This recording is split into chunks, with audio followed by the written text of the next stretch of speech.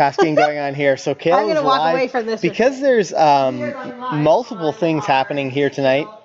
We're live on a brand new channel. Well, it's kind of brand new. It's actually on the McCann Dogs Agility page. But because we're doing that, there's a little bit of multitasking going on. But we want to make sure that everyone has an opportunity to join us over here on the Agility page. The other thing you need to know is that it's likely that you came here through a Facebook link. So if you did that, if you opened up that on a Facebook link, you're likely still inside of Facebook. So you're not going to get access to things like our chat on our YouTube channel. So you're going to want to do that. You're going to want to get out of this link, head over to YouTube, search McCann Dogs Agility, and then check us out live here on the channel. But I'm just going to welcome the star. Hi. Of the McCann Dogs Agility I don't go page. live enough to know how to do it. I know, it makes it hard. It makes it difficult, especially when you're like doing a bunch of new things, especially you know, bringing people to a new channel, a bunch of cool stuff. So I'm excited about our new channel that's specifically about agility. Absolutely, yeah, that's pretty exciting. It's something that's kind of new, something we've wanted to do for a while. But what we can do over here is give you guys access to some new features. So, oh, Hippie Shake really wants to get in on some of these training treats. These treats are for you, little poodly-doo. Absolutely. But tonight's episode of the McCann Dogs Agility, After Hours Agility, what are we doing here tonight? So tonight we're doing a couple things. Number one is I'm going to talk to you guys about a few little games that I train my dogs with, exercises that allow me to have really independent and reliable lead outs. And now we're not really going to be focusing so much on like start lines and having them hold their weight. We actually have done live streams on that before, so we'll make sure we find that link and post it for you if that is something that you're having issues with. This instead is more about where you should stand, how you should stand in order to provide clarity for your dog on the start line. And then also some exercises that allow a little bit more leeway on your part so that literally by where you're standing, your dog can do some of the beginnings of a course or a sequence more independently, which allows you to get to your critical pace on time. Critical place, I meant to say, on time. And then we're going to make an announcement. Or we might make it up front. Maybe that's better. Maybe we will. Yeah. I'll let Ken decide. Either way, I want to thank you guys for joining us here on the McCann Dogs Agility YouTube channel. And thanks for hanging out late with us. This is the After Hours Agility. I'm Ken Steep. I'm Kayl McCann. Welcome back to McCann Dogs Agility.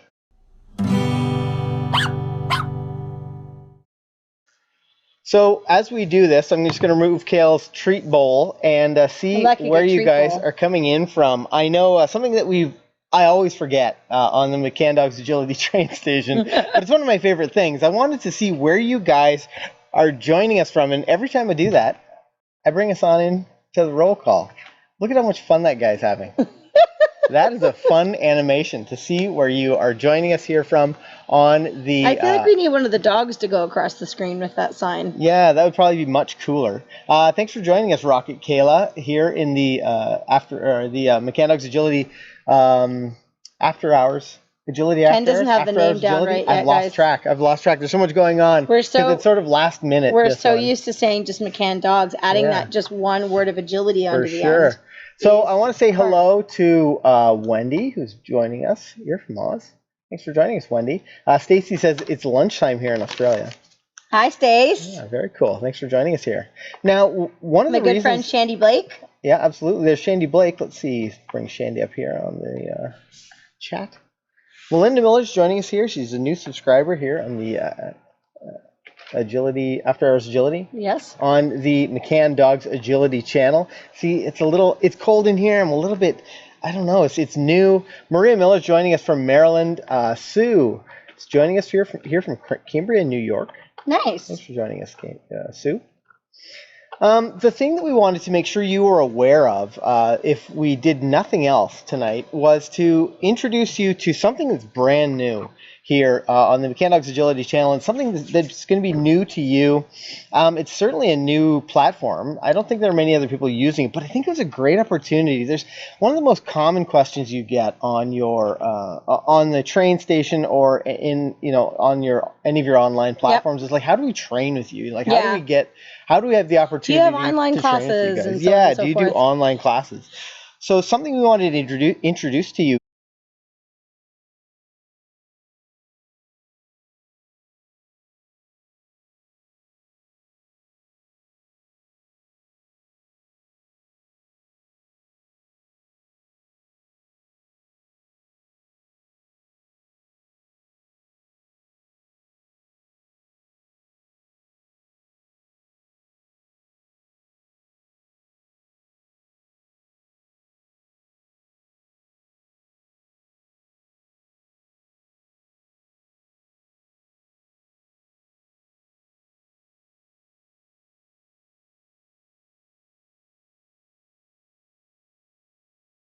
So, I mean, I reuse them every once in a while, but not very often. I try to make sure that my lesson plans are completely rounded by those people that are in classes with me, or what they're preparing for, or whatever it might be.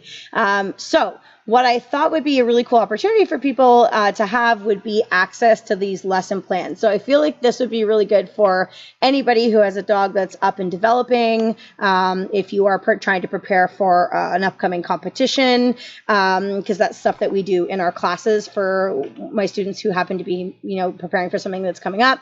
It could be that you have world team aspirations. We have an international level that you can join. I have quite a group of fabulous international students that train with me on a weekly basis, and we're always preparing for something. Or maybe you just lack inspiration, and you get to your training building, or you get to your backyard, and you're like, what am I going to work on today? And you end up doing the same stuff all the time. Sometimes it's just nice to sort of get ideas from somebody else.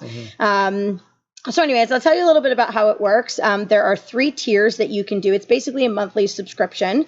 The first tier is for our starters and advanced dogs, and the second tier is for masters level. And if you're in the second tier, you also get access to the starters and advanced levels. And then our third tier is our international, and that tier also gives you access to all 3 levels.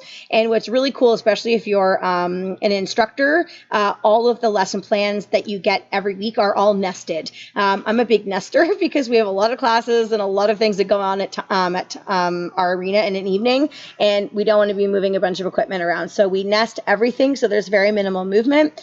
And then every week, the classes, we focus on different things. Sometimes it will be a full course.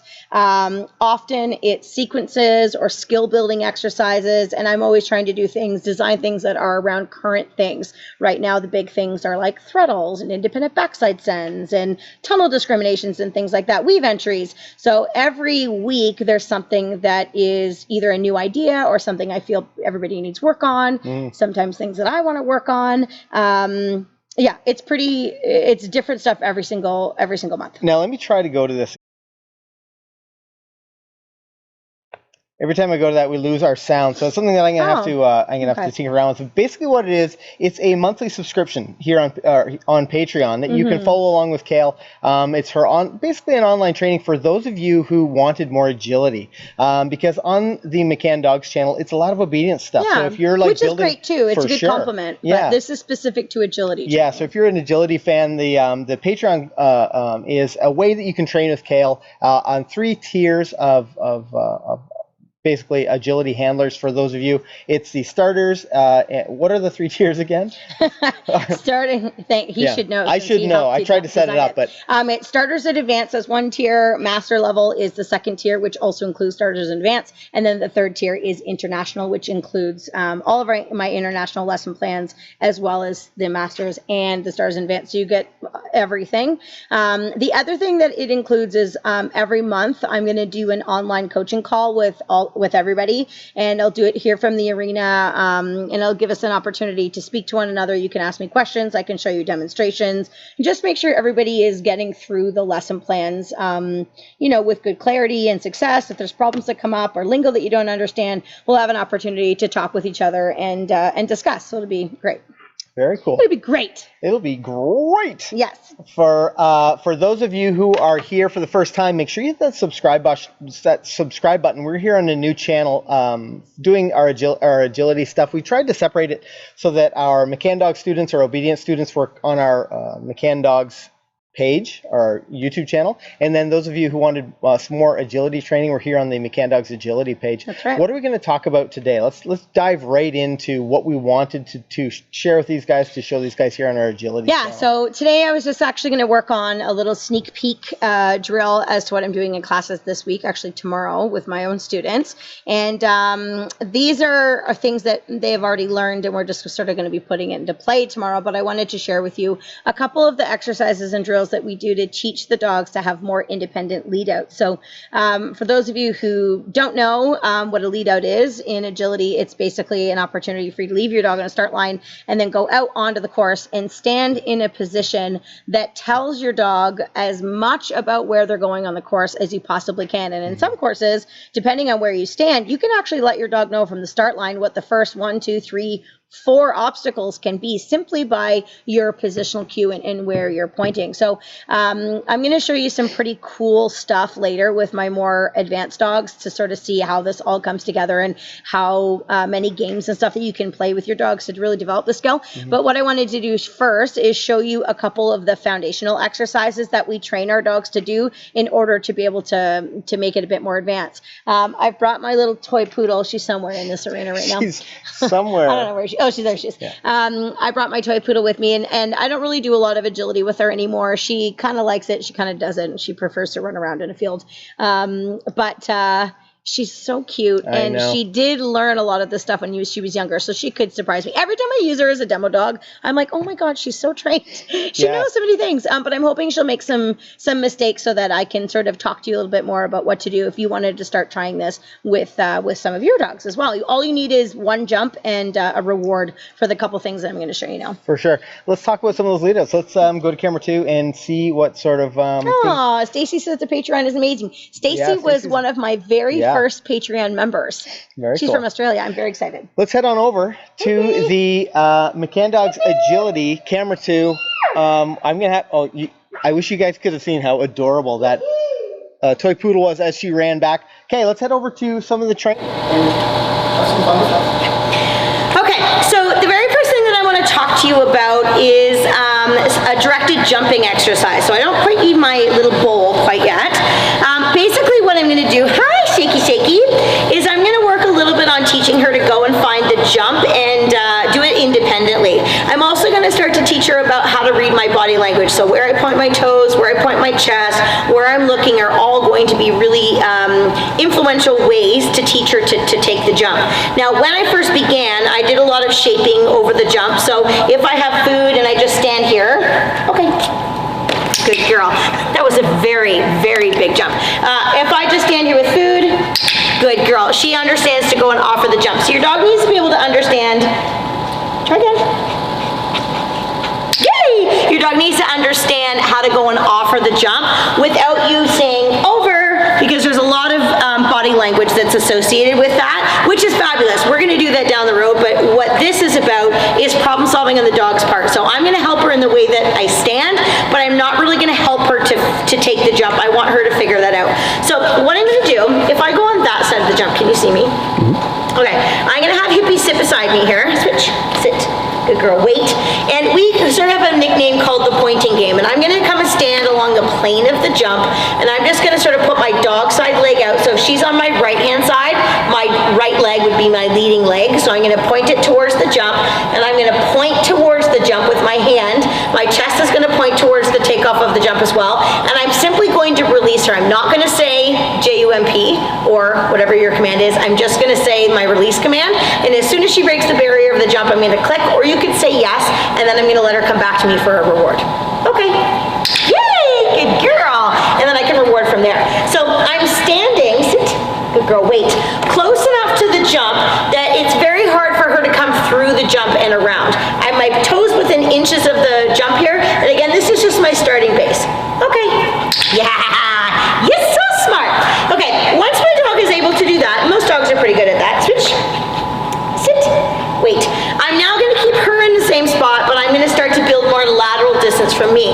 So what I'm always going to do is mark the jump first, so I'm just getting her thinking about it, and now I'm going to make a little bit of space between the jump and myself. Again, everything about my body language is the same. My leading leg is forward, my chest is pointing in the direction I want my dog to go, my hands are going to be out, and I'm simply going to hold the pose and say my release command. I'm not stepping to help her, I'm just letting her figure it out. Okay. Whoopsie. So she didn't get it right. Whoa! Sit. So here's what here's what I'm going to do to help her. As I release her, I'm going to motion towards the jump a little bit. Okay. Yes, good girl. Now I'm going to try it again without the help. Sit. Wait, you're so sassy. Sit. Now my golden rule is that I will let the dog be wrong twice, and then So I'm gonna add some distance again. Okay, yeah, it's so good. And as she starts to get better, I'm going to build more and more distance. Come here, sit. Good girl, wait. So again, I'm gonna mark the jump, wait. Good girl, I'm gonna build more distance. Okay, yes, good girl, shake and bake and boo. And then again, I'm sort of skipping some steps. I maybe would not have built that much distance at a time, but I'm trying to save time here for my demo. But the next thing that I'm gonna do is I'm gonna change my dog's location. So she was centered to the jump. Now I'm gonna put her a little bit more, sit, good girl. Wait, off to the side, so there's a bit more of a lateral step that I'm gonna have to encourage her to make. So again, I pointed towards the jump. Okay, yes, good girl. I'm just gonna move the camera a bit so we can see her tucked away like that. I can keep changing her position, I can keep changing my position, and I can do things like go past the jump. Here, I'll put her in a bit weirder spot here. Sit, sit, wait. Good, so I'm gonna mark the jump. Can you see me here? Wait. Okay. Yes, good girl. And I can just stand in a bunch of different directions. Oh, good girl, you got one on the way back. Switch. Sit. Now this is a really hard one. Wait. I'm gonna mark the jump, but I'm actually gonna go back behind her. And I want her to offer to take the jump before she comes back to me. So again, my leading leg's forward. I'm gonna point towards the jump. Ready? Okay. Yes! Who knew you were so smart? Good girl. If your dog understands to go and offer the jump in order to get a reward, you're gonna find that this process goes really quickly. And again, I'm not saying jump, which is the hard part, and I'm not stepping and helping the jump with my body unless she absolutely needs me to. And if I've had to do that a bunch of times in a row, it tells me that either her position or my position is too challenging and I need to adapt it.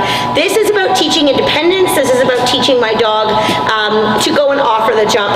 Now, a couple of things that's really important is if your dog is a little bit antsy, so sit, wait, and they kind of know what's gonna happen. Oh, see, okay, there we go. So she knows I'm gonna release her.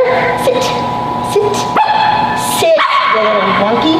Come here, sit, wait. I'm going to come out and correct my start line. She's not gonna hold. Sit, wait. Good girl. So now I'm gonna play with her a little bit here. Wait. Yes, good girl. When you start to build a lot of value for the jump, typically what starts to happen is the value for holding the weight starts to go away. Yes, good girl. So I need to make sure that I keep going back. Good girl. Okay. And good girl. And making sure that the value of holding the weight is really good. The second thing that I was going to say is when I reward my dog for this, good girl, hip, is I let her come back for the reward. You can use a tug. You can use. I'm using food. That's what she really loves. What I'm not going to do for this one is throw my toy away. Typically, when I'm trying to teach independence, I would throw a reward out to the dog to teach them to go. But because I'm teaching positional cues, if I am staying stationary and I'm behind the jump, I would not want my dog to fly over the jump and take equipment. When I'm here, I expect her to take the obstacle and then head in my direction of where I'm standing. And you're going to see how important that is when I show you the more advanced version of this a little bit later. I could go on to the mark command, or we can, I don't know if there's any questions about. Let's roll on to the mark command, and then if anybody has any questions, they can definitely drop it in the chat, and we'll come back to it. All right, moving on then. So I'm just going to go over here, hun. I'm not going to use the jump now. Okay, so the next thing that we're going to do is talk about the mark command. And this is by far one of my favorite commands to teach my dogs for agility for numbers of reasons. For my start line, for my lead outs, for my weave pulls, for my contacts, for my running contacts, everything basically. I need my dog to understand that in agility, there are many times where I want you to listen to me, but I do not want you to look at me. I want you to focus forward. So I actually teach my dog to focus forward on a deliberate command. Okay, so she may have had a little bit of practice with this when she was a puppy, but I have not done it in years. So I'm just going to start off at the very, very, very beginning if you've never done this before. So I'm going to take a food bowl, which she recognizes, and I'm going to take some food, which she also recognizes, and I'm going to let her see me put a couple of these treats in the bowl. Ooh, hippie shake, come here for a second. I'm going to hold on to her, and I'm going to put the bowl down in front of her just a few inches, okay? What I'm going to do is I'm going to let her stare at the food. Yes, get it, good girl. And when she stares at it, I'm going going to say yes and then get it. Oh, you're going to try and go in the bowl? That's very cute. Hold on. So I'm going to hold her back. Good, there's a treat. Yes, get it. Good girl. What I'm doing here is teaching her that when you stare at the bowl, I'm going to release you and get a reward. Now you'll notice I did not say any type of command at this point. I always train a behavior first and then I name it later. So eventually I will say the command mark. The other thing that I'm not doing is I'm not putting it in the bowl and then telling her to leave it. I want her to think about going for it. So when I put it in the bowl, I'm simply just pulling her back. Woo! You almost got it. And I'm not telling her to leave it. Okay, now I'm gonna add a little bit more distance. Good girl. Okay, get it. Yay, good. Now, once she's able to understand that if you stare at the reward, you're gonna get to go to it, I can then start to add an element of self-impulse into it, so self-control. So when I do this now, I'm gonna have her, come here, sit. Good girl, wait. I'm gonna tell her to wait, and I'm gonna put the food in the bowl, and I'm gonna let go of her.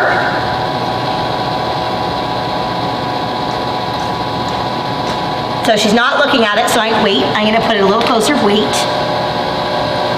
Yes. Oh, oh, oh, oh, oh. Ah, you stinker! Okay, let's try it again. So, this is great. She's problem solving. She's doing exactly what's gonna happen. I'm gonna actually put her this way. Honestly, she's got so much hair in her face right now, I can't actually tell if she's looking at me. How bad is that? So wait, I'm gonna put the treat down, wait.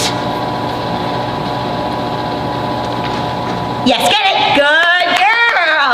And I'm gonna wait for her to offer to look forward, and then I'm gonna yes and reward her. Good girl, sit, wait, wait. Yes, get it, good girl. Excellent, wait.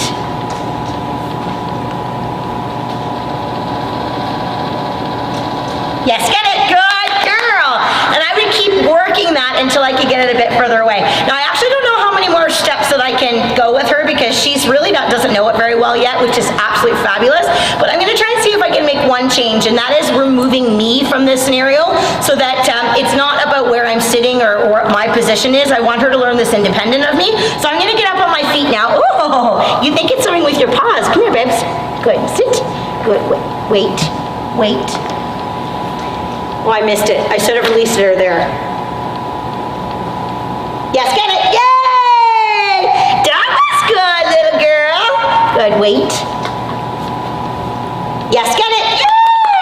Okay, she's starting to get it. So what I'm going to do now is I'm going to wait to release her so that she holds the contact or the focus forward on the bowl a little bit longer before I release. So when I began, I just released right away so that she didn't have to do it for very long. Wait. Now I'm going to see if she'll hold the attention. Okay, I don't think she, oh, you're right, I did say, okay. Sit. I didn't make a big enough deal of me putting the treat in the bowl. Wait. What's this? Wait. Oh, there it is. Yes, get it. Good girl. Very good. Okay, one more. Wait. Wait, what's this? Wait. Changing my position. Yes, get it. Good girl. That's pretty good for a little hippie shaker. Now, she's starting to get more consistent. I personally wouldn't add a command quite yet, but say I did this a little bit more and I was going to. I'm just going to show you how I would add the command, but I just want disclaimer. I don't feel her behavior is ready to be having a command added quite yet, but I just want you to show, I want to show you how I do it because it's a little bit funny. When you have a dog staring forward at something and you speak to them, typically when you speak to them, a lot of dogs will break their eye contact with what they're looking at and they'll look back at you.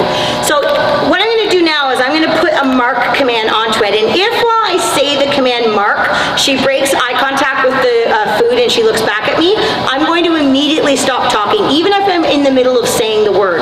When she looks back at the food, I'm going to say mark, good mark, and I'm just going to say it in a really calm and soothing voice. I'm just going to sort of work back and forth until she can hear the command while maintaining connection on the food, and then I can release her from there. I have no idea what's going to happen. That's the beauty of doing live TV, okay? Live TV, I love how it's TV now. Wait, so here's my food, wait, mark, mark, mark, yes, good, good, mark, Good, Mark. Yes. Good. Good. Yes, get it. Good girl. So you can see she's not ready for this yet. That's why I wanted to say that. When your dog is ready, you'll find that they don't look away from the food quite as easily as she's not quite ready. But I wanted to show you my timing of my voice and how quick I am to praise her and then be quiet, because I want her to think that the absolute best part of this exercise is when I'm praising her and I'm happy with her and she's looking at the food. And then just that last little bit there, I didn't bother saying Mark. I just wanted to take an opportunity to release her while she was looking at the reward. So you can just sort of play around with that a little bit. I absolutely love this exercise. This is something that my dogs learn as early as, I would say, 10 weeks old. I will have to fish out the most adorable video of Beeline learning this when she was about 10 or 11 weeks old. And this was actually one of the ways I started to teach her a start line, because I would have her sit, stare at the bowl for her breakfast or her dinner, and I would leave her in a stand and a wait, a down and a wait, a sit and a wait, all while she stared at the bowl. Even by the time she was 12 or 13 weeks old, I could stand at different parts of the kitchen and she would hold her little wait and she would stare at the bowl. It was quite amazing.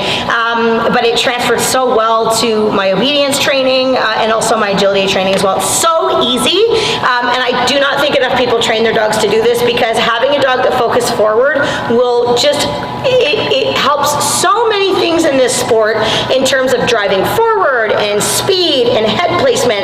Head placement gives you better jumping, it gives you faster contacts, it gives you more reliable contacts. I really can't say enough of it, but you have to train this exercise. It's so fun too, the dogs really like it, but I think it's this is one of my absolute favorites. You can say whatever you want. I say the command Mark, some people say focus. It doesn't really matter, but yeah, this is a great one. Let's go take some questions. Yeah, that was great. Hippie, who knew you're so smart? She's a smart little oodly-doo. Here, little girl. Here. I'm now, one of you. the big reasons that we came over to the McCann Dogs Agility channel and sort of created the McCann Dogs channel specifically for agility is so that those of you who are really into dog agility and kind of, are maybe a little bit farther ahead than working on some of the basic skills could ask your great questions. So now is the time. Now is a great opportunity. Now I've grabbed some of the questions that came in this is a good as question. We were talking, as we were... you also thought it was a good question because you put it I've already grabbed it? Yeah, so... Yeah.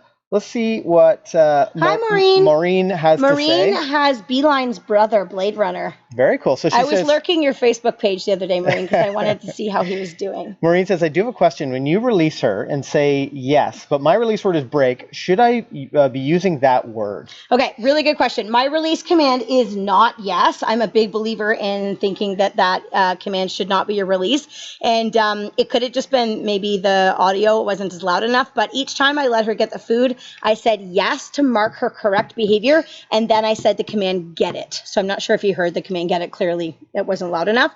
But that's a really good question, and I definitely want to clarify that. So I don't want my dog to think that she's finished when she says the word, when I say the word yes. Yes for my dog means you're correct and keep doing what you're doing or you're right. And then my release command, which would be I say the command okay.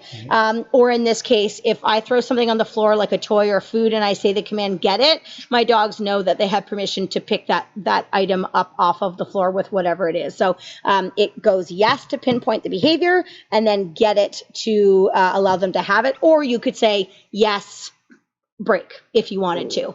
Because I'm specifically asking my dog to pick something up off the floor, I use the command get it. It's not a right or wrong thing. It's just kind of what I like to do. And Sally Peters says, I love watching you train Hippie. Always learn from you. Yes, I need to bring her out more often. Every time I train her, I always think, oh my gosh, she's got such great little skills. She just has a little bit of ring stress sometimes, and she can get a little bit overwhelmed, and she doesn't really love competing. We have tried it with her, and I'm sure I could put a bit more work towards it, but Ken and I joke that she should be our live stream agility dog, because when there's nothing going on in here and there's no stress, she is like, she's so incredible. But yeah. I like using her for demonstrations and stuff because like you do things differently with a small dog for sure. So yeah, she's wonderful. I love her. Instructor Steve says coaching club sounds like a great idea. Well. Thank you, Steve. Yeah. So let's talk a little bit, like, because Steve is one of our coaches, these are the same lesson plans. He has a great mark command also. Okay, with that's his good to talk dog. about. And we use it. I find it helps us with like gambles because you can direct your dog off of a contact, especially if I'm like restricted behind a line and my dog's like coming down by the end of a contact, like a teeter-totter or something. Then I could, direct with my body, and they just learn to lock on to whatever obstacles in front of them. So it's really helpful. And also for teaching weaves, like I mentioned before, like there's really so many places that we can teach it. And it's something that we start off with our dogs really young, and we also teach in our foundation agility classes. And if I have new instructors that get puppies before they even start classes, I'm always like, psst, start on your mark command.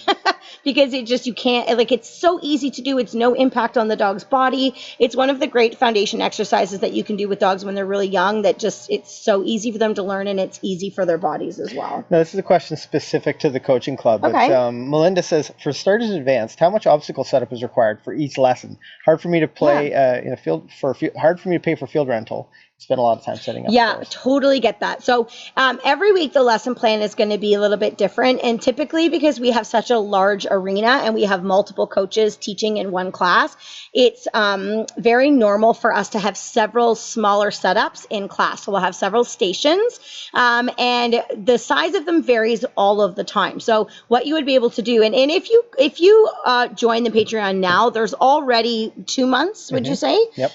Maybe even 3 months. 2 months at least of lesson plans already. So you can just go through the library, and if you only have a little bit of time, say you want to work on something with just jumps and tunnels, go through the lesson plans and you can pull things that just have a few jumps and tunnels that are in a bit smaller space. And then maybe if you have more time and you want to set up something with contacts, then you can pull from that. They can be as small as just 1 or 2 obstacles working on something, or a tunnel and a jump, or there are some that are as big as a full course.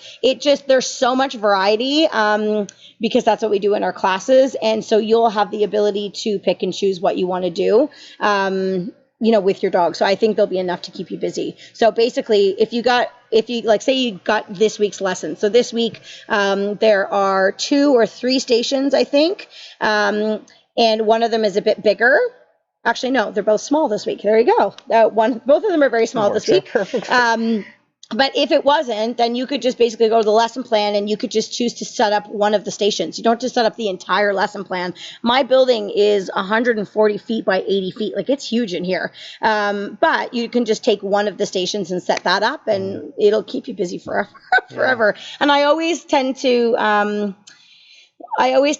overdo how many drills I put on things because I love to do it. And I get a little bit excited. So often if you want to do a little bit of training and, get 2 sequences done, you could probably go back and set it up again and do more sequences as well. So there should be enough to keep you busy.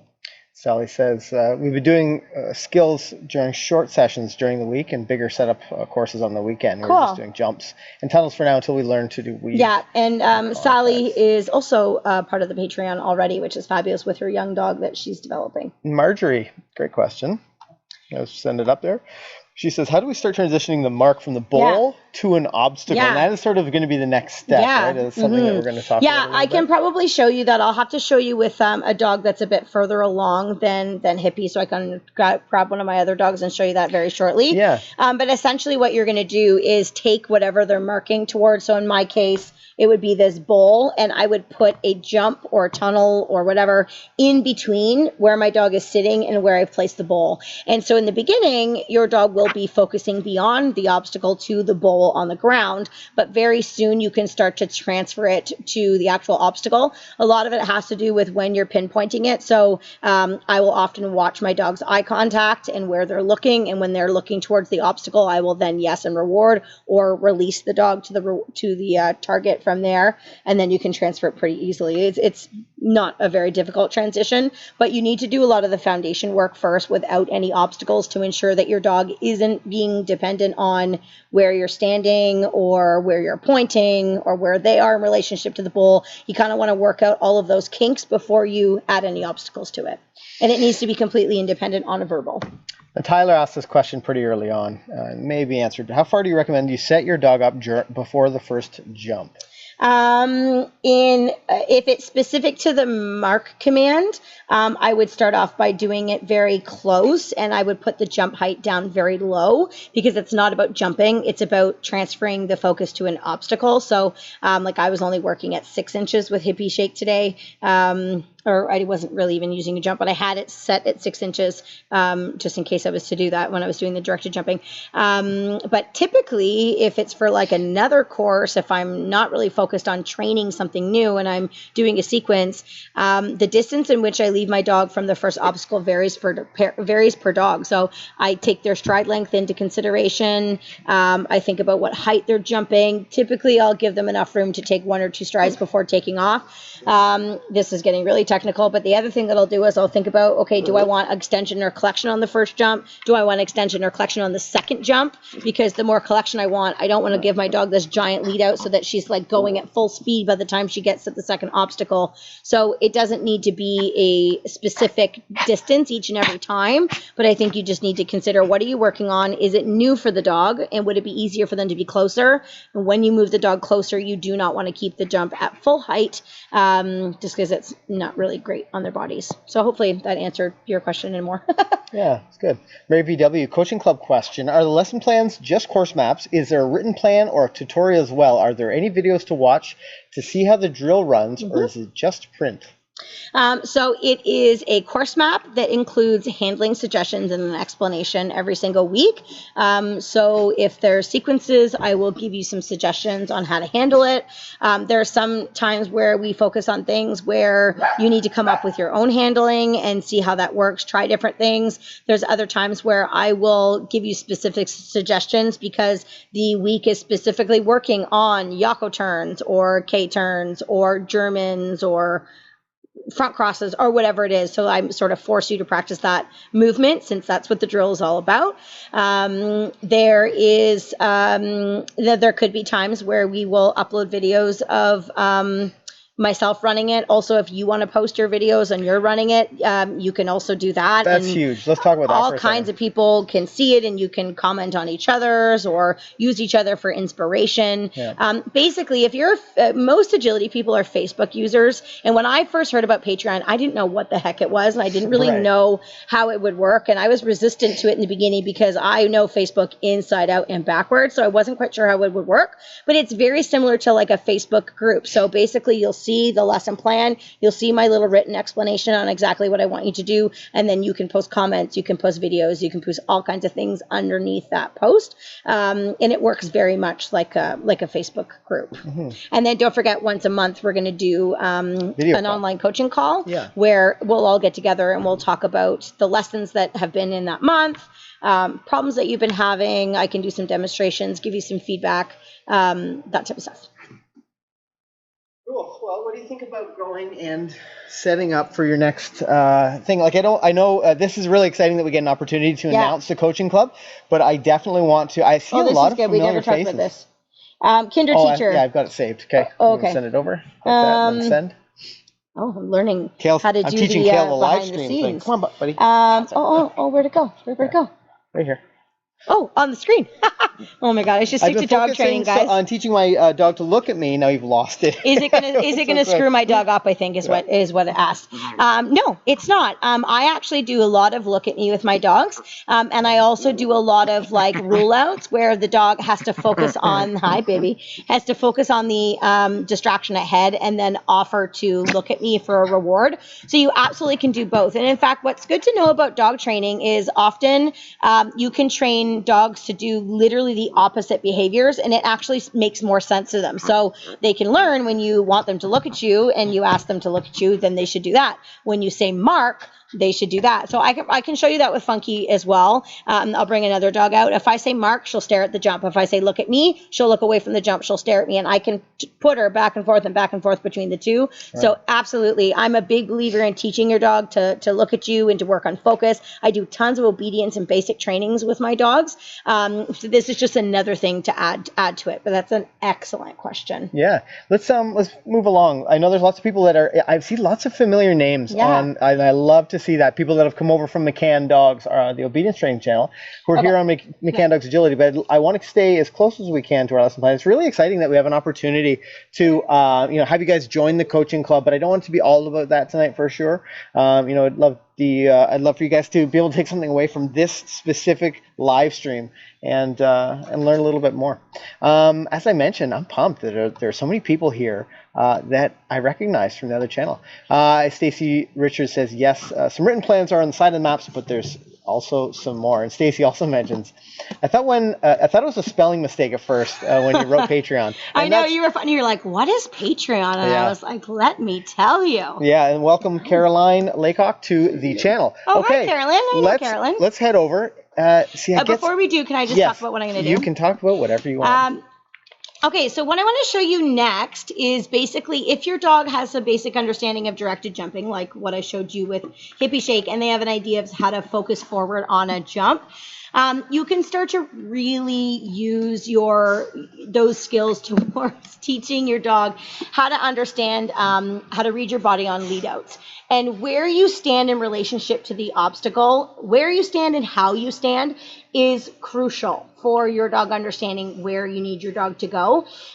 Rule of thumb is that you always want to take a look at your dog's, Goodness gracious. Your dog's intended path on the course, and you want to stand as close to that as possible. The only time you're going to break that rule is when you want to do a lateral lead out. And you want to get some lateral distance. Hi, love bug. But where you stand is going to be really important. So what I'm going to do, and I'm going to show you, is I'm going to leave Beeline, this adorable little freckle-faced puppy right here, on the start line. And I'm going to stand in a bunch of different places on the course, and I want you to see that where I stand is going to give her a totally different idea as to what obstacle number 2 is. I'm going to do it with good handling so that she understands, and then I'm also going to do it with some bad handling and see if I can confuse her a little bit. Not on purpose, but I want you to appreciate the importance of how and where you stand. Yeah. Okay? Where's your toy? I see. Now, I don't know how well these, I'm not sure how they translate to the... Dan Luton, dropping the bees. Dan the man, lots of links Luton. He's in studio tonight, and we're going to share him with you in just a moment. I want to welcome my GSDS to the channel. Are you ready over there, Kayl? Yeah. Let's head on over. Okay, one thing that I want to quickly go over, though, just before I get too far away, you can't see me as easily, is talking about the different body parts and where they should point when you're doing this. So when your dog's on the start line, they're always going to look at your eyes and where you're looking.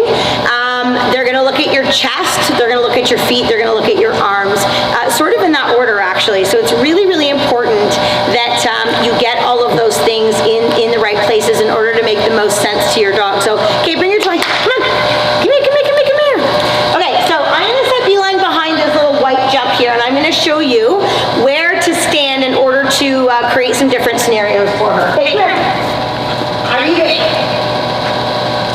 So, this is going to be jump number 1. Come here. Sit. Good. Wait. Now, let's assume that the obstacle course that I wanted to do was white jump, pink jump, and then heading over in that type of direction. And I wanted to get a really good lead out so that I could get to that critical point in time. I want to have the ability to not have to stand right beside this jump in order for her to take it. I want to be able to get some lateral distance, but it's really important. You're going to have to follow me here, hon. Wait. That if I stand way over here, and this is the next jump that I go to, if I was to stand here, Beeline would not understand to take that second jump first. So I need to be smart about where I position. The other thing that's tricky here, good girl, sit up, yes. The other thing that's tricky here is that this tunnel's also in the way. So if I was to stand in this location, she would think that the obstacle course that I wanted was white jump tunnel. So what I need to do is I'm going to go back and mark the jump because she knows her little pointing game exercise. I'm going to show it there. And I'm going to take a few steps away, and I'm standing near the tunnel, but my toes are pointed towards the jump, my chest is pointed towards the jump. I'm going to point towards the jump just like I did with that game earlier, and I'm just going to say her release command. I'm not going to tell her anything more than that, and I want to show you how the body language will do the talking. Okay. Yes! Good girl! Yay! So just by holding my ground, she was able to read my body language. Now, what if I didn't want that jump? What if I wanted the tunnel? All I would do is change my body posture ever so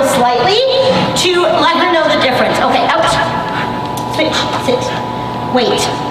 Okay, so I'm not gonna go and mark that jump now. I'm gonna come on over here.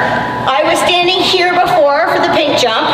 Me just moving a few feet off to the side is gonna help her understand. Again, I want the tunnel so my chest is pointed towards the tunnel. She can't really see my toes right now, so where my toes are pointing is not that important. However, if my toes point this way, so will my hips.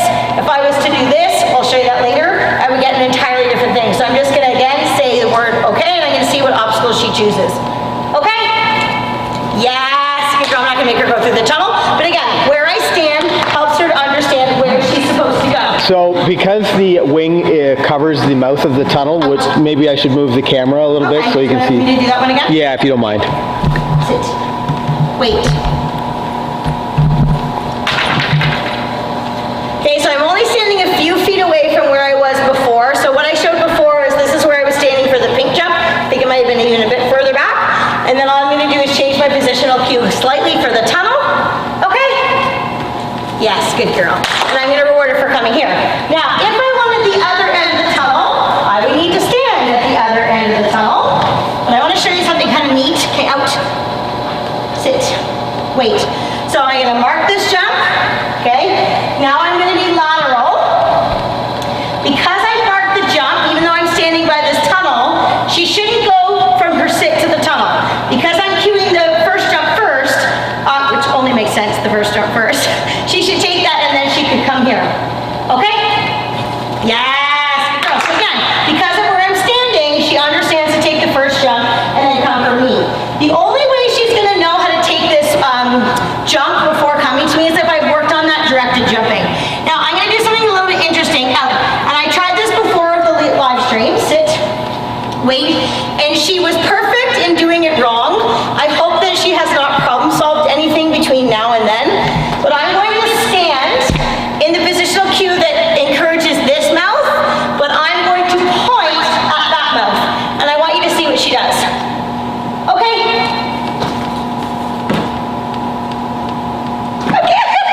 So she's basically saying, Mom, you make no sense whatsoever. Where the heck do you want me to go? Because my positional cue doesn't make sense to her now. I'm standing in a position, but my body language doesn't match what I want her to do, and that creates a bit of confusion for my dog. Now, the other thing that's really important to note as well, so say for example, here, sit here, sit, wait. Say for example, I wanted her to go jump, jump, jump, and I wanted to go that way, and I thought to myself, gosh, I really need to get a big head start here, and I want to be able to lead out over here. If I was to do that, and I was to change my positional cue, being over here now becomes a bit ambiguous. Is it the tunnel? Is it the jump? Now, if I wanted her to take that jump, I probably could get her to do it with a command. I could say the command, get out, jump, and I could override my positional cue, my physical cue, with my verbal cue. So I could say to her, I know this means one thing, B, but I'm gonna verbally tell you to do something else. You wanna be careful about how much you do that though, because I want her to believe me where I stand, and if I stand here too many times and I verbally tell her that I want something different, my positional cues are going to weaken. So it's very important that I'm supportive. If I stand here, I need to really help her to take that obstacle. So I'm not going to show you, I'm not going to release her and do that because I don't want to do that to her. If I was in a competition, I would say to myself, I need to be in good positional cue there. What am I going to change up there in order to help her be successful? Okay, I just want to show you one more really cool thing, and I hope that she does this again, what I did in before we started, because I wanted to test some of these things out. I think this stuff is so fascinating that the dogs are so smart, but I'm just going to actually go to the other side. I don't know, hon, if you want to, I need to use the white, the yellow, and the pink jump for this, and on the other side of the tunnel. Can you go this way a bit more? Yeah. Okay. Okay, here. Okay. Like you want the whole camera there? Well, I want you to be able to see what she's doing is all. Okay. Here.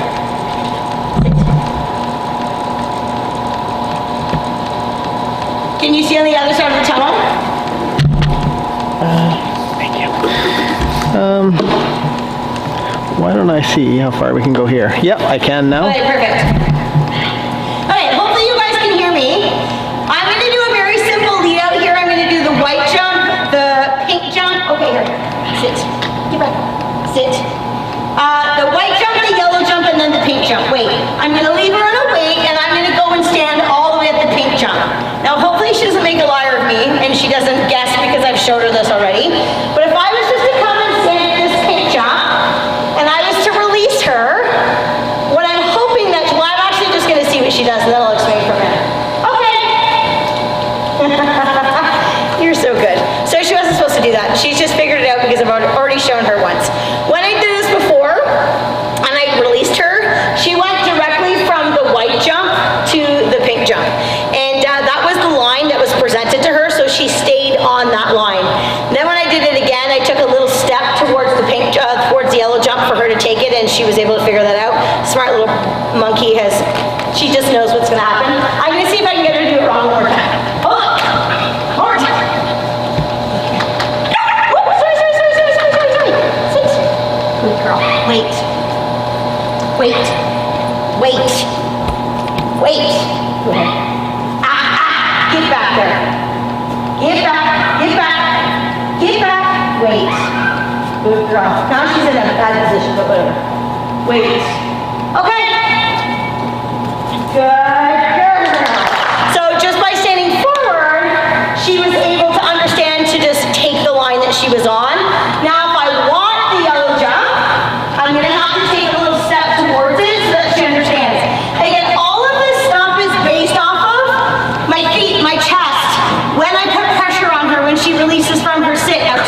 All of these things to help make sense to her. Come here. Sit.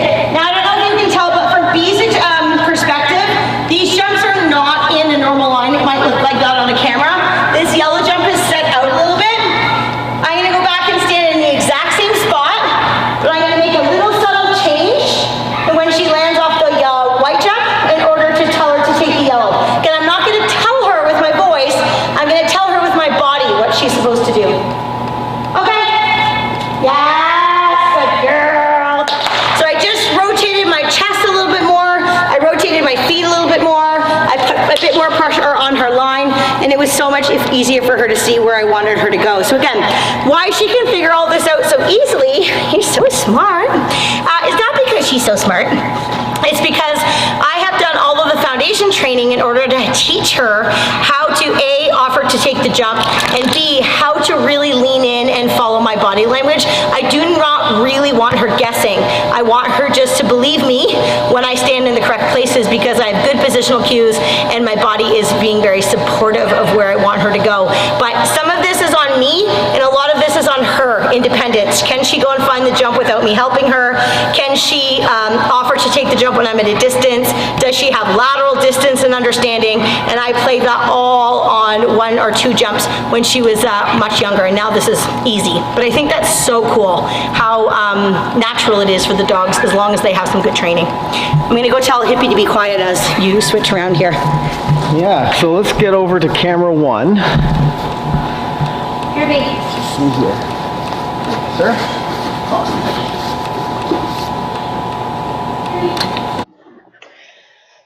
So how many of you guys thought that was really, really interesting? You know, one of the most fascinating things I find about dog agility are some of like the subtle things that can make a massive difference.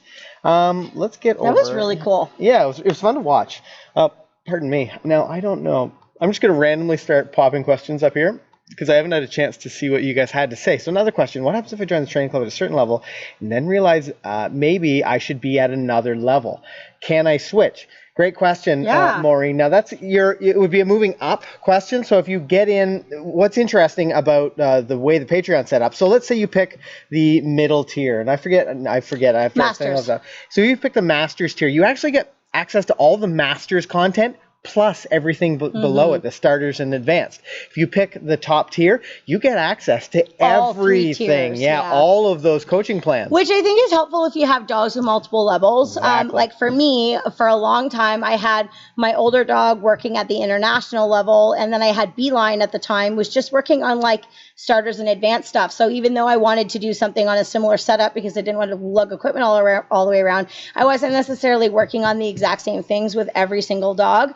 And then just to sort of give you point of reference for those of you agility people out there, the starters and advanced stuff is going to be really good for like the less experienced dogs or for people who are maybe a little bit less experienced as well. They're also really, really good for dogs that need to build motivation and speed and need to open up. So I don't have as many twists and turns.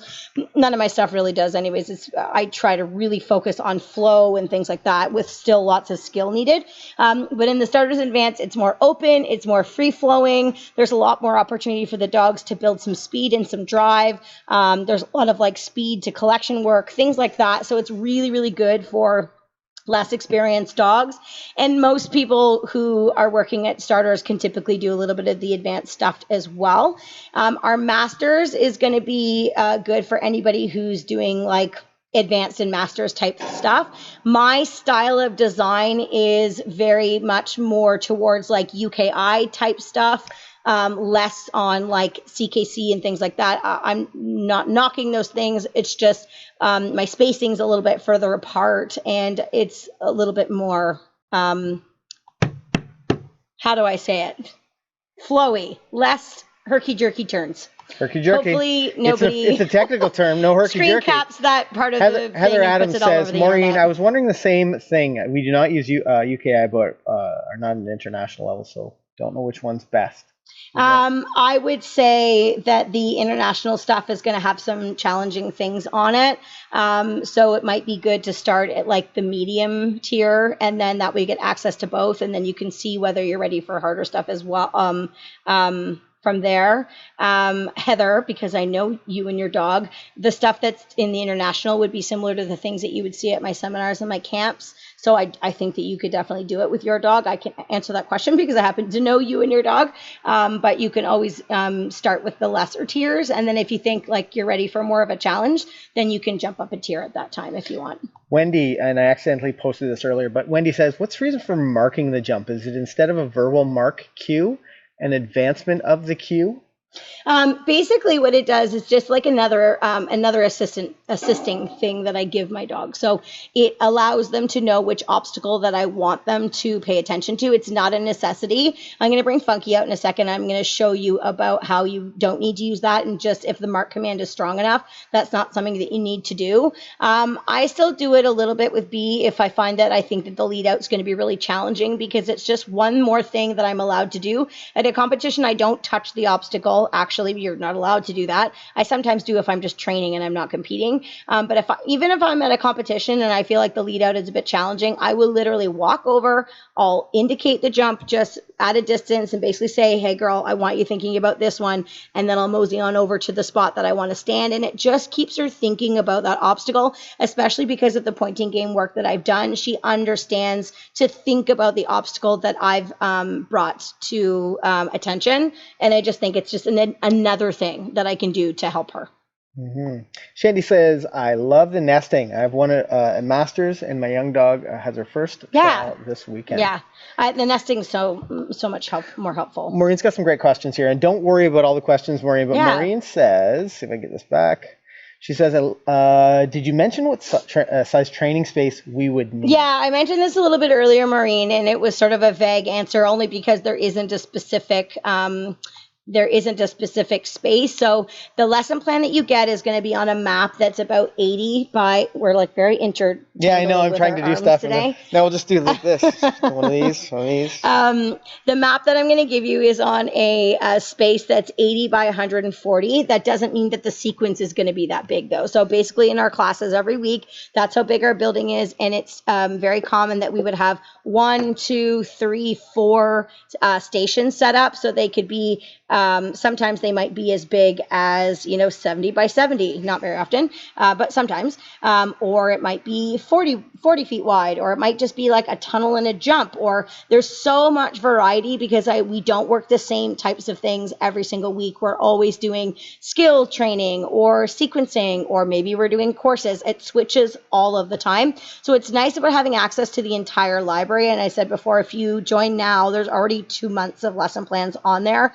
You you can go through and try to pick out the stations that work best for you in the moment. If you only want to plug out jumps and tunnels, then just choose the stations and the drills that have that set up. Or if you want to get together with a bunch of people and do some coursework, then set up an actual course and do it from there. So there's a lot of variety that you can do. Also, I really think the other thing that is going to be good learning, and I didn't really realize how valuable this was until my own students pointed this out, is I always put the handling suggestions on the course map every single week. And it's a lot of work to do because I go through every single drill and I go through all of the handling. And for a week or so, I didn't do it. And a lot of my students were like, you didn't do the handling. I always like to look at what handling I would do and then see what you wanted us to do. And there's a lot of learning to be done from that. So I think for some of the things that you're like, oh gosh, I can't set that up this week, even look at the courses and think about the handling and then look to see what I've suggested. And hopefully we'll have a lot of the same ideas, or maybe we don't. And maybe, it just causes you to think outside the box a little bit more. Not to say that everything that I do is right, but I have a lot of different students. The handling isn't necessarily what I would do. It's to provide suggestions and variety for all of my students. I have old students, young students, fast running students, slow running students, fast dogs, slower dogs, everything basically. And as we know, there's not one way to do a course. So I try to bring those things to attention just to have a lot of variety and so that it speaks to a number of people. Just to get a little bit more technical, I know we were having some audio issues before, but I made it work. So now you can see us and you can see the McCann Agility Coaching Club. Some really nice questions. Sally says, great flowing courses. Love the skills we are working. Thanks, Sally. That means a lot. I really, really love course design. I'm really passionate about it. I don't know why I like it so much because it's really time consuming, but it's so fun to think of new things. And I'm really about flow and skill. There's a lot of skill involved in what I want the dogs to do, but it's always about fast and flowy because I think that that's the best for the dog's body. And I also think that it's the most enjoyable and it allows your dogs. I think one of the reasons why my dogs are so fast and they have good collection is I train them on styles of obstacles that encourage them to open up and go quickly, but it also encourages them to have a lot of independent skills. They have to weave on their own, do contacts on their own, collect on their own, bypass obstacles, just all kinds of skills are going to be involved in these things. So before we leave it too long with Wendy says, so you fade the mark cue or is it gone by the time you trial? No, I use the mark command all the time. I literally in some courses go to the start line, I leave her in a sit wait and I tell her to mark the first jump. There's no rules to say you can't do that. So no, I don't fade it at all. I'll use it right up until the end if I want to. It's not something that you have to get rid of. It's I think I need to show because I think maybe I don't know if she's understanding what I'm doing. So maybe I'll show with Funky what it means and hopefully it will be like a little light bulb moment for you. For sure. And I want to say hello to Lilia, who's come over from the McCann Dogs channel. Welcome back. Welcome back. Lilia, I think you've answered some of my questions with the stations, and that helps. Oh, good. Nice to see you over here. I'm going to grab Funky while you Now, the other thing I noticed is over the course, we've had almost 400 playbacks on this, and only 20 likes. So I know that there's we've had several subscribers, a bunch of you guys who are watching this through a Facebook link. You don't get access to all the good stuff if you're inside of Facebook. So head out of Facebook into YouTube, whether it's the app or you search YouTube on your web browser, and then jump into the chat because we'd love to hear from you. That's the best place to answer your questions. Now, every time we do one of these, we get some people who have asked us a bunch of questions in Facebook. So make sure you head out of there because we won't be able to see them in real time. With that said, I think we know what time it is. It's Funky Monkey time. It's Funky Monkey time. And actually, if you land on the channel, I just sort of put some new things on the McCann Dogs Agility channel. You'll see a whole funky section. So if you haven't seen Funky Monkey run before, or if you haven't seen our video when I talked about her being the most unlikely world champion, if you want to know some of the truth behind Funky Monkey and some of the challenges I had to work my butt off for this dog. That's a fun video. That was a fun video to make. It was an emotional video for Kayl to make. But let's answer Wendy's question and let's show a little bit more. It also gives me a chance to head on over, not to the train station, to the McCann Dogs Agility station. Okay, babes. Come here. Okay. So Funky is actually 12 years old, believe it or not. She's probably not going to appear to be that old. And she has a lot of training. She hasn't done agility in a long time, but she's also a ham, as you can see. And I never use her as a demo dog because she's just off making people laugh, and then nobody listens to what I say. They just look at my ridiculous dog. So anyways, what I'm gonna do is I'm gonna put Funky in a funny location that's not relative to a specific jump, and I want you to see how the mark command truly works. She does it much more clearly and obviously than Beeline does. Come here, Funky Dunk-a-doo. Fun, come here. Switch. Okay, so I'm gonna line her up at this jump. I'm gonna tell her wait, and I'm just gonna go towards the jump, and again, I'm just gonna indicate that this is the jump that I want her to focus on, and I'm gonna change my location. Again, there's nothing pre-placed. This is just working on the actual focus. So she's looking at me right now. What I'm gonna do is take my leading leg and point it towards the jump that I want her to focus on, and I'm gonna point my chest and my hand, everything to indicate the jump, and I'm going to say the command mark, and I want her to focus on the obstacle that I want her to mark. Mark. Yes. Mark. Good girl. Mark. Yes. Good. Mark. Yes. Good girl. So I want her to focus forward on that particular obstacle. Now what's neat about this, so wait. If I tell her to mark and then I come and stand, wait, quiet. And I come and stand on the other side of this tunnel and I tell her, mark. Yes. Good girl. Mark. Okay. If she's focused on it, when I say the word okay, she's gonna actually go and take that obstacle. So what I'm gonna do is I'm gonna put Funky over here, sort of in an ambiguous spot, so it's not really relative to a certain obstacle. And I'm gonna change my position using my mark command. I'm gonna show you how I can get her to go to the obstacle that I want. Now, should we make this a game? Should we make it a game where the viewers try to guess what the obstacle is that you want? Would that be fun? Here are the four options based on where I'm standing. So I'm going to stand in the same spot, similar spot each time. One would be the pink jump, one would be that end of the tunnel, one would be this end of the tunnel, and one would be the white jump. Okay? Here, fun. Okay, and once you set up, then maybe we'll count from 10 down, and then we'll let people guess. Okay, that's going to be a good work for my start line. I know, yeah, Wait. exactly. With a retired dog. Wait. Okay, guys, let us know where you think Kayl is indicating. Oh, you want me just to choose one? Yeah, yeah. Oh, it's going to be easy. Oh. I thought you were going to have them choose. Yeah, no, they're going to choose. I want you to set up somewhere, and then they choose. Or say the options one more time. Okay, so let's tell. Yeah, tell. So then maybe the audience gets to choose where you send it to. I thought. I love that idea. Okay, so give them the options one more time. Dan, Pink jump. Pink jump. White jump. White jump. We'll call this end of the tunnel. Yep. And that end of the tunnel. Near end or far end? I don't know what's near and far to them. Okay, now you guys have. Wait, yeah. sit up. This is great to start line work. So let's hear from the audience, the live stream viewers, where. Get back. You did say your name. I did. Funky. Hey, sit. Back up. Back up. Back up. Back up. Back up. Back up. Let's see. Do we have a majority? Yes. Wait. Has anyone? Far end. We've got one far end. Would this be the far end? Would this be the end of the tunnel without that end? We got opposite ends. Okay, so we've got that wins. We've got Shandy, Melinda, and Cindy all saying far end of the tunnel. Of course, because they're all agility people, and this is the hardest. Yeah. Okay. This is you okay. jerks. Mark. Okay.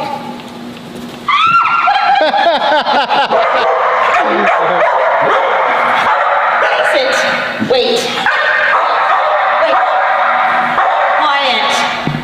Quiet. Mark. Okay. Yes. You're out. You gotta go to the tunnel. Yay! That was good, girl. Yeah. Okay, so it's got. Now I should do the white jump because that would be really hard. Okay.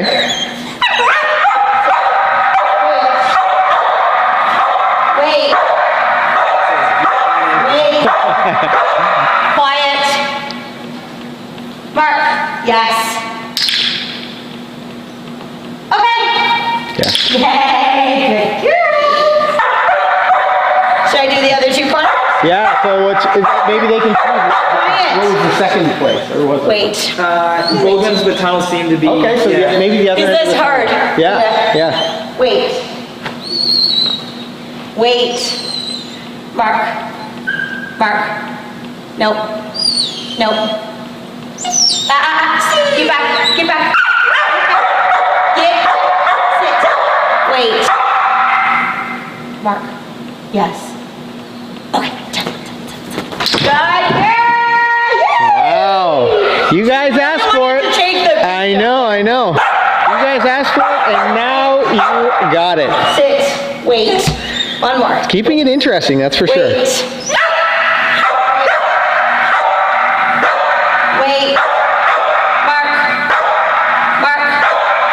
Mark. That's it. Mark. Okay. Good girl. Good. That's You guys better drop some thumbs up in the chat for Funky Monkey with the big barking. I don't know what the most appropriate barking emoji or emoticon would be, but that would be an appropriate thing to drop in the chat That was right a good girl. now. That was fun. It was interesting to see. Now, what else do you have? I know we sort of took you off course a little bit. I guess I could show that Mark look at me thing that was asked earlier. Yeah. Can you see her here? Yes. Here, switch. Sit. Wait. Good. So I'll start with Mark. Good. Look at me. Look at me. Yes. Look at me. Look at me. Good girl. Look at me. Good. Look at me. Look at me. Yes, good girl. We're rusty. Good girl, wait. So hopefully you could see when I was problem solving there, I was just using the time of my click and the word yes to sort of help her to understand. I've just rewarded her like 50 times for marking the jump, so it's not strange that she would be having a little bit of trouble here. And I think that's what's important to remember about a dog is, if you've rewarded something, if you've rewarded something a bunch of times, and then all of a sudden you want something different, sometimes you got to work at it a little bit to make sure that the dog understands. Look at me. Good girl, yes. Mark. Good, Mark. Good girl. Look at me. Yes, Jelly. Look, Mark. Yes. Girl, you're so smart, little dog. Okay, so you can see that the dogs can figure out the difference between the two. You just have to have good timing. I like using a clicker, but sometimes if I don't have a clicker, I happen to have one with me today, I'll just use the word yes. It's the same thing. Sometimes you can be a bit more precise with the clicker, but if you don't have a clicker or your dog doesn't know what that is, then you absolutely can do the same thing with the word yes. Very exciting. Fun. Coming out of retirement, babe. Yeah. Smarty pants. Here, you're so good. Do not hit me, take the treat so hard with me. Well, that was fun. And it was also fun that you guys got to choose what obstacle Funky Monkey took. That was fun for me to watch because I know that you guys are going to pick the hardest one. I see some people dropping. Cindy Bennett, Stacy Richards dropping some fun emoticons in the chat. Stacy dropped the clinking glasses one. That's a fun one. Karen says, or Stacy says, I love the clicker. Now you talked a little bit about sometimes you'll use it for a little bit more precision. It innervates a different part of the dog's brain. I remember reading that as opposed to the yes. And I sometimes like it for like specific skills. So I'll use it for like weave entries. I'll use it for welcome to the channel, AV Shetland Sheepdogs. I'll use it for contacts, just specific things. I use it in obedience sometimes. I use it for shaping tricks. Things where I want to be like really minute with the specific behavior that I'm doing, especially if the dog's doing a chain of behaviors, like they're doing a bunch of things at once, like doing a running contact or something like that, so that you can really isolate exactly what part of the behavior that you love. So I like the clicker. Again, I use yes too though, so I don't want everyone just to be like, oh, only the clicker training. I knew, sorry to interrupt. I knew someone was going to ask this. If you haven't seen you train before, I love this, but so you have a sit up straight cue. Yeah, I so need that. Is that part of the course? You know what? Let's talk about that for a minute. Let's talk. Maybe you can even show it a little bit because Funky Monkey was one of the dogs that really insisted you have one. She needed it. Yeah, it's not a specific part of the course. No, these are all things that that we do in our foundation classes. So the actual Patreon stuff is for dogs that are a little bit further along in their training. But again, some of these little weird things, these are things that I could do our live streams on once a month. I'll start making a list. The sit up queue is definitely one I can do. I love the the sit-up cue. I use it on my start lines for many dogs.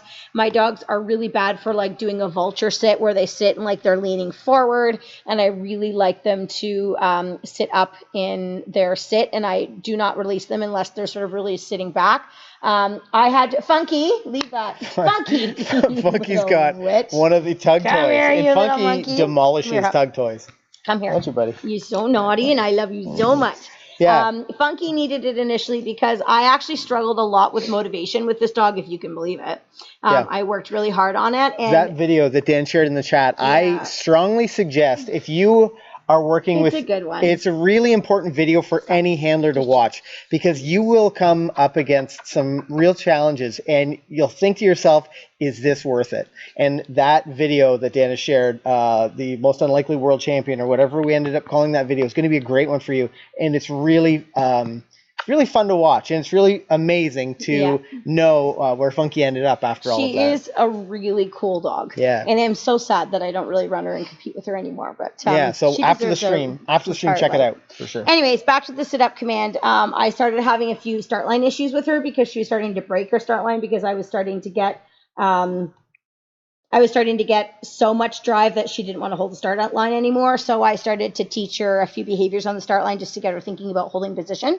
But it was also about how she was sitting to give her a specific job.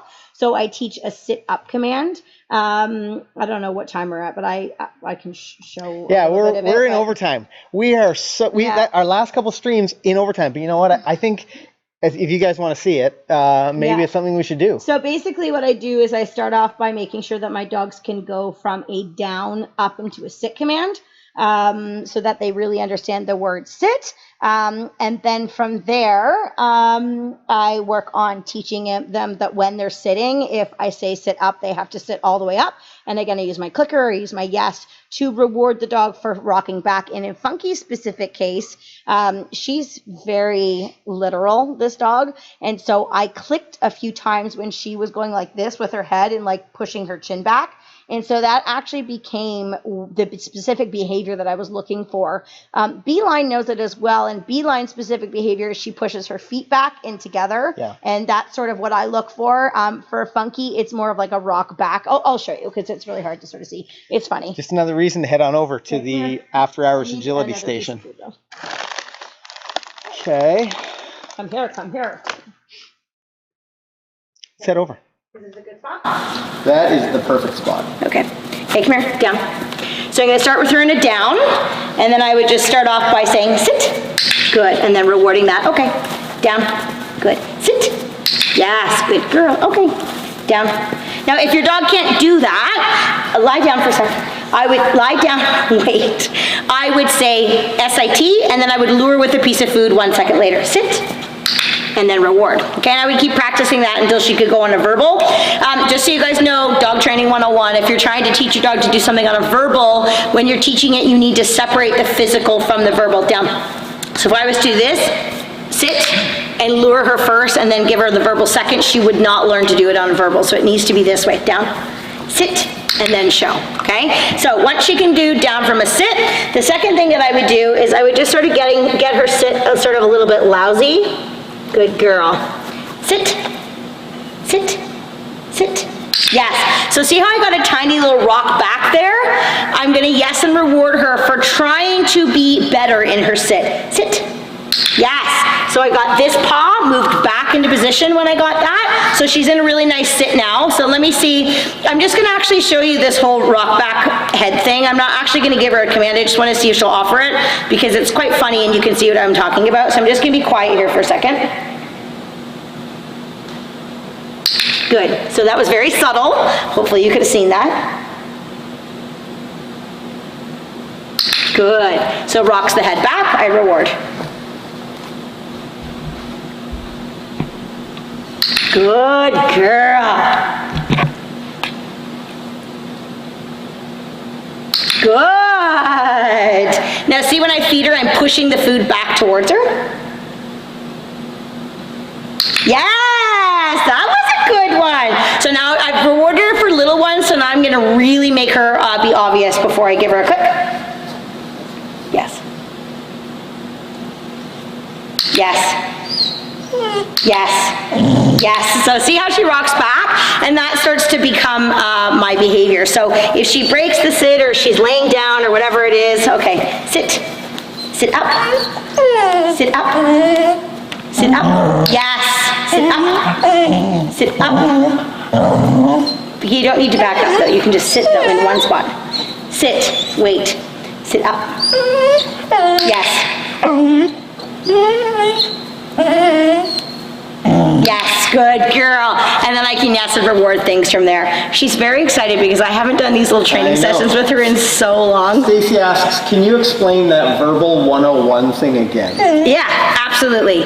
So when you train your dog to do something on a verbal, you need to separate your verbal from your physical, and they need to be coming within 1 second of each other. So dogs learn within 1 second. So we could play a fun game. So I'll show you, I could teach Funky to do something right now on a different word that she doesn't know. So I could teach her to lie down, for example, on like a different word, and I could show you actually how this works. So, I don't know, give me a word of one syllable. Shoe. Shoe. Okay, shoe. Shoe, shoe, shoe, shoe, shoe. Okay, she doesn't know what shoe means. So what I'm gonna do is I'm gonna show you how to train your dog to lie down on the word shoe by good timing. So I'm just gonna start with her in a sit here. I'm gonna say shoe, and then I'm gonna lure her into the down position. I'll just choose down just for, I almost said a bad saying, poops and giggles. And then I'm gonna lure her 1 second later. So I'm gonna say shoe, yes, and then I'm gonna lure her. Now if I was to do this, shoe, see how I said the word and I lured her at the same time? She's always going to be more focused on the food. If I have the food on her nose and I'm talking away and giving her commands, she's just thinking about the food. She doesn't have a chance to internalize the word. The other thing that I don't want to do is say shoe and then lure her when she doesn't go. That's too much space. Dogs learn within 1 second, so they need to hear a verbal command, and then they need to be physically shown what to do in order for them to pair the two things together. This is how luring works. It's a bit different than shaping. Shaping's fabulous, great, I do that too. But if you're luring something, this is the process. So let me just show you here with good timing. Shoe, yes, and I can reward, okay. Shoe, yes, again, say shoe, then I lure her, okay, good girl, sit.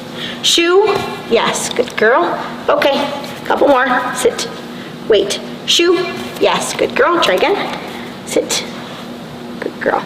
Shoe, yes, okay, and then I can reward from there. So I don't have very many pieces of food left, so we're gonna have to test her now and hope that she does this. So I'm gonna say shoe, and then I'm not going to add my lure, which is the ultimate goal. I wanna be able to say the command and have the dog respond to the verbal without me needing to give her a physical cue. So I'm gonna say shoe, I'm gonna see what happens, and if she hits the deck, I'm gonna jackpot reward her. So I'm gonna give her multiple rewards in a row to let her know I really love it. If I say shoe and she just stares at me, that tells me that I haven't had enough repetitions, which could clearly be the case since I'm doing this in like 5 seconds. And I would just go back to repeating my verbal and then showing her with my hand signal 1 second later. So now that I've just talked for 5 minutes and she's probably forgotten everything that I've just done, let's see what happens. Okay, wait. So I have my jackpot ready. Shoot. Yay! Good girl! So I'm gonna give her a little jackpot. So I'm giving her 1 piece of food at a time. Oh, funka-dunka, do. Okay, that was good girl. Sit. Wait. Shoot. Yes, good girl. So she is smart in the fact that she knows how to learn. She understands how to problem solve stuff. So when I use a verbal and then I show her with a physical after, because she's learned hundreds of words this way, she can put things together really, really quickly. You are just the biggest nerd. Come here, give me a hug. Give me a hug. Shucks, shucks, shucks. Good girl.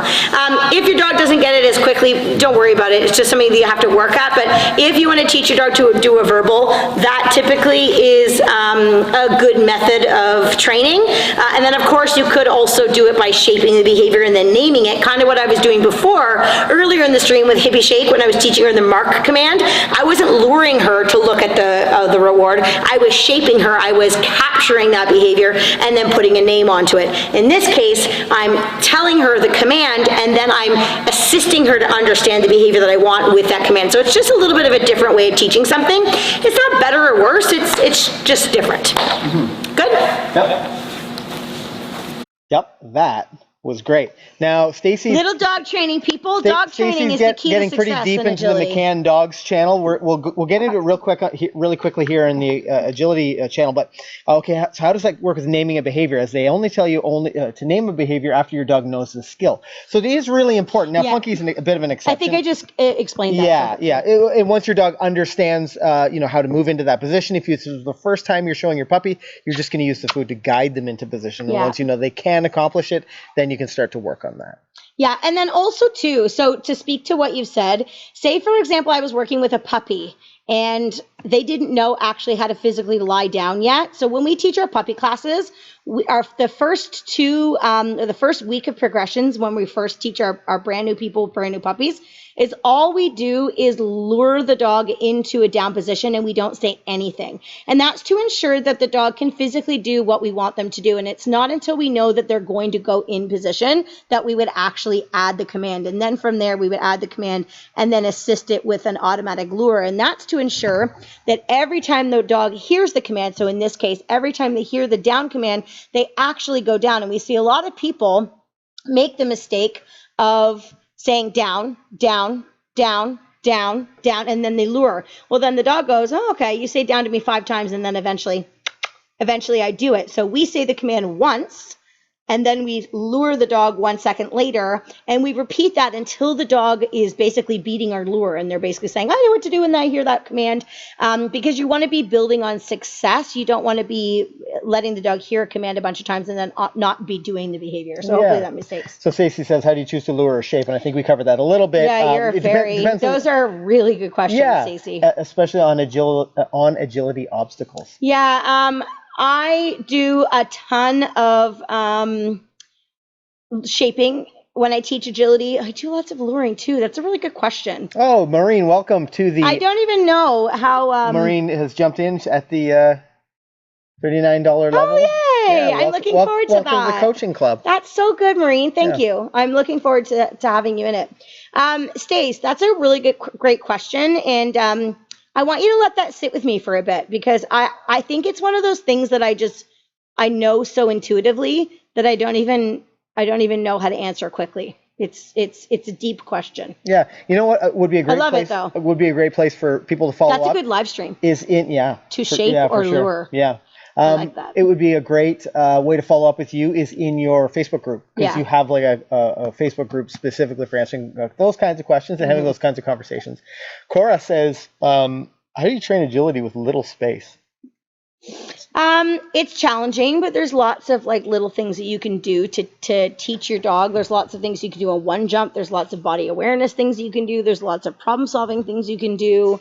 There's lots of handler focused things that you can do, all in little space. It certainly isn't the same as running a course in a big area. I definitely see a difference between those people that train, in a big arena versus a little arena. Sometimes it does impact the dog's speed, or it impacts the person's timing. But over the winter, if you don't have a lot of area to train and you want to set up a little training space in your basement, we have one which is turned into our studio now. But I have some FitPaws equipment down there. I have a cone that the dog can go around. I have some shaping tools like boxes and perches and things like that. And I'll just play around with those types of things in a smaller area just to keep my dogs thinking, until I can get on into some bigger spaces. So you absolutely can, for sure.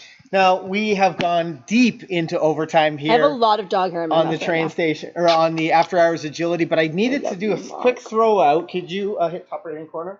Of this one? Yep, top right hand corner. Oh, the other top right hand. We need to say a huge thank you to Dan, the moderator man. Lots of links, Luton, for moderating another spectacular stream. Check out that mustache. Yeah. So Dan, if you can maybe drop your mustache, your Movember link in the chat. Drop your mustache in the stash. Just drop your mustache in the chat. And we want to say a huge thank you to Dan, the man, for moderating like a superstar here on the new channel. So he's everywhere. I mean, he's moderating, dropping lots of links everywhere. Dan, LOL Luton. Thank you very much for everything, buddy.